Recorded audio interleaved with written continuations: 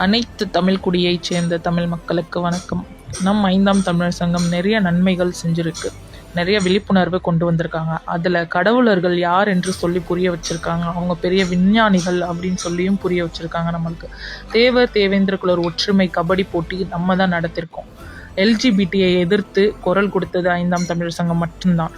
தமிழ்நாட்டில் தெலுங்கர்கள் ஆதிக்கம்தான் நிறைய இருக்குது. தெலுங்கர்கள் தான் ஆட்சி செய்கிறார்கள், இன்னும் தெலுங்கர்கள் தான் ஆட்சிக்கு வருகிறார்கள். இதை பற்றி நம் 5ஆம் தமிழர் சங்கம் தான் சொல்லியிருக்கு.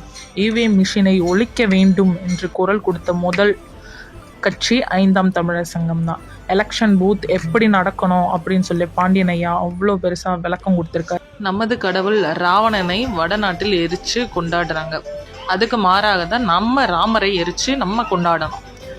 எங்கள் வட மாநிலத்தில் பேசுகிறாங்க, நியூஸ்லாம் நம்மளை பற்றி பேசுகிறாங்க. ஆனால் தமிழ் மக்களுக்கு யாருக்குமே தெரியலை இதை பற்றி. நம்ம ராமரை எரிச்சதுக்கு நம்மளை அப்படியே அரெஸ்ட் பண்ண போச்சு. அவங்க 4 பேர்த்த அரெஸ்ட் பண்ணியிருக்காங்க.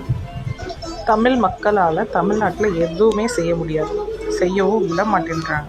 அப்படியே செஞ்சாலும் அது இஷ்யூ எங்கேயுமே ஸ்ப்ரெட் ஆக மாட்டேங்குது. வட மாநிலத்தில் அப்படி ஒரு ஸ்ப்ரெட் ஆகுது. நம்மளுக்கு யாருமே தமிழ் மக்களுக்கு யாருக்குமே எதுவுமே தெரியல.